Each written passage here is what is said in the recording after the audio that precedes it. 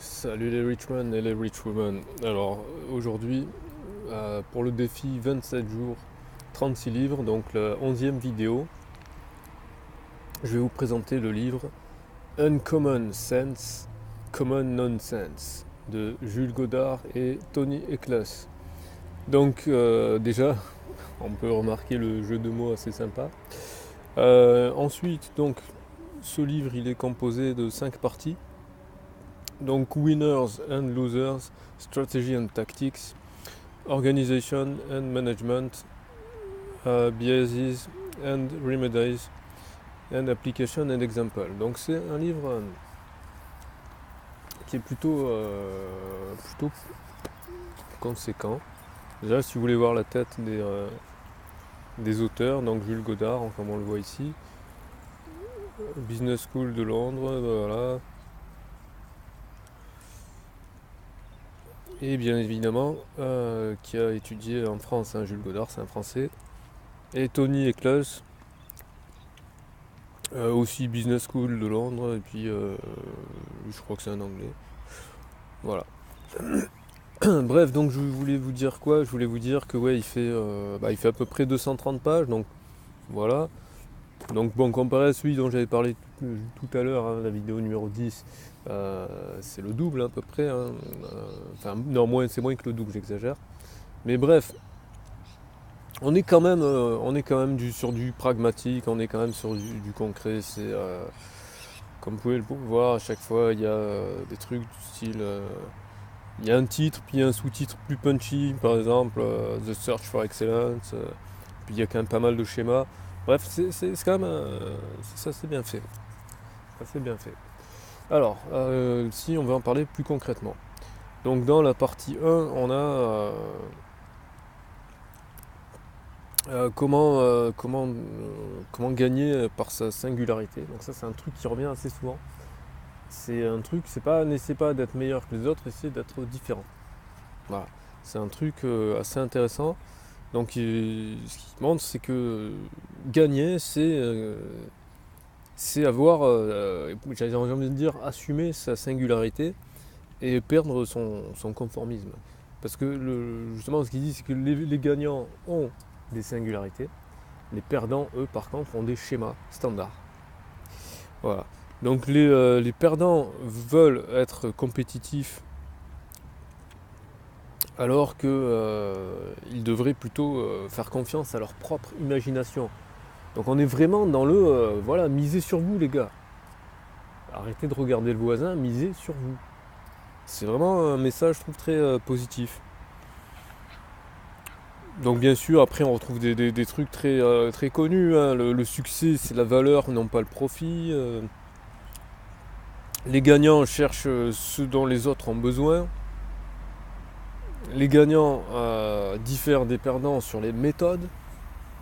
Voilà, donc ça c'était la partie 1. Partie 2, on est plus dans la stratégie, c'est une idée que l'on doit étudier. Une idée mise à l'étude. Mesurer la stratégie, ça se mesure. La stratégie, ça se mesure à l'aune de sa vérité. Les plus grosses barrières sont, ça on retrouve toujours pareil en fait, sont les barrières qu'on se met soi-même en fait. Barrières personnelles, c'est les croyances limitantes. Hein, c'est quelque chose qu'on retrouve souvent en développement personnel. Plein de gens vous le diront qu'il faut arrêter de se mettre des barrières mentales, faut arrêter ces croyances auto-limitantes. Le principe le processus de création et des actions créatives sont dirigées par la curiosité, donc ça on en revient, je sais plus quel livre, mais hier je me rappelle avoir parlé de ça, disait, oui voilà c'était Creative Genius ou Genius Creative, un truc comme ça, où il disait parmi les talents de Leonardo da Vinci que c'était la curiosité, il faut être curieux, voilà, il faut être curieux. Mais la curiosité utile, pas la curiosité d'aller voir Closer et compagnie. Hein, la curiosité de savoir comment ça marche, les choses, qu'est-ce qui intéresse les gens vraiment. Voilà. Partie numéro 3, donc l'organisation et le management. On retrouve des conseils. Alors ça, c'est plus pour les gens qui sont dans des entreprises, qui sont managers ou des choses comme ça. En mode auto-entrepreneur, c'est pas forcément... voilà. Mais ceci dit, il y a deux petits cycles qui peuvent être intéressants, comme le principe de on a les cibles, on mesure, on a les récompenses et on a le système de croyance. C'est ce qu'on appelle le cycle de contrôle. Puis à côté de ça, on a le cycle de l'apprentissage, c'est on a des questions, on a des idées, on fait des expériences et ça remet en cause notre système de croyance. Voilà. C'est des petits cycles comme ça qui sont imbriqués, parce qu'ils ont le système de croyance en commun. Je peux vous montrer, hein, là j'ai fait le petit schéma, je ne sais pas si vous voyez bien. Et merde. Voilà, alors avec le soleil, je sais pas trop, oui voilà. Ensuite, il y a comme deux doubles cycles imbriqués intéressants, le cycle du comment ils appellent ça, le traditional trademark. Donc on a des cibles, puis on a des mesures plus précises, puis on a des récompenses plus fortes ou des sanctions selon les mesures qui ont été faites. Et du coup, ça a un effet positif ou négatif sur la pression sur la performance. Donc ça, c'est le cycle traditionnel du trademark. Ensuite, on a en parallèle le cycle d'apprentissage à nouveau. On retrouve les mêmes trucs, hein, le questionnement, les idées, les expériences, et on remet en question le système de pression sur la performance.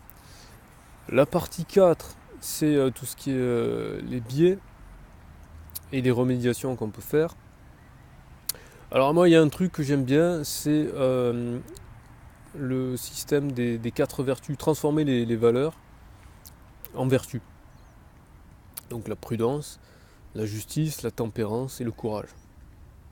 Donc vraiment, il y a cette vision-là que je trouve très intéressante dans ce livre, c'est que contrairement aux idées reçues, c'est pas ouais le capitalisme, le profit, machin, etc., le faire du fric, tout ça.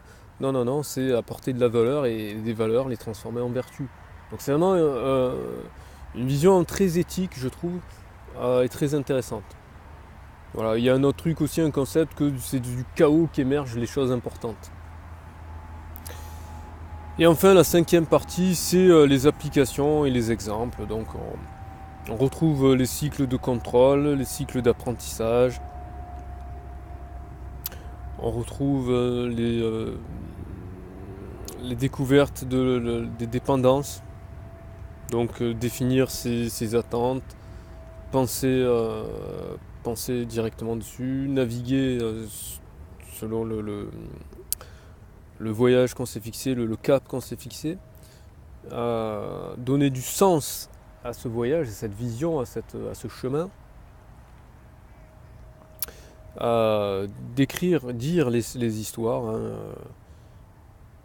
mettre les expériences au travail et se décentrer, c'est-à-dire ne pas rester sur soi. Voilà, donc ce livre, je pourrais en parler très longuement, et volontairement, voilà, j'arrête là, parce que comme ça je vous ai donné un petit aperçu vraiment de chaque partie, parce qu'après chaque partie c'est quand même beaucoup développé, il y a plein de schémas à chaque fois, hein, vous voyez, à chaque fois il y a plein de schémas concrets, et par rapport à l'autre, c'est que là quand même, c'est pas qu'il y a du blabla, mais c'est détaillé quand même, la même idée est reprise de plusieurs façons, enfin je veux dire c'est très pédagogique pour le coup. Autant le livre précédent, là, les 50 top modèles Decision Book, c'est action, réaction, direct, c'est concret. Là, on est plus dans du processus de création, enfin on est plus dans du long terme et plus dans la réflexion approfondie, on n'est pas juste dans la prise de décision, quoi. Voilà, donc c'est un bon complément. Voilà, donc si cette vidéo vous a plu, vous cliquez sur j'aime et vous partagez à tous les gens que vous aimez. Si cette vidéo ne vous a pas plu, vous cliquez sur j'aime pas et vous partagez à tous ceux que vous aimez pas. Dans tous les cas, vous partagez. Vous laissez des commentaires pour dire ça vous a plu, ça vous a pas plu, voilà, si vous avez lu des trucs qui sont un peu dans le genre, etc. Donc tous les commentaires sont les bienvenus. Et n'hésitez pas, et surtout, n'hésitez pas, c'est abonnez-vous. Comme ça, vous serez au courant de toutes les nouvelles vidéos, le défi 27 jours 36 livres, le défi 27 jours le tour du monde, le défi des interviews aux 4 coins du monde, bref, voilà. De l'actualité, sur le blog, sur la chaîne, etc. Voilà. Donc n'oubliez pas, kiffez, lisez, réfléchissez.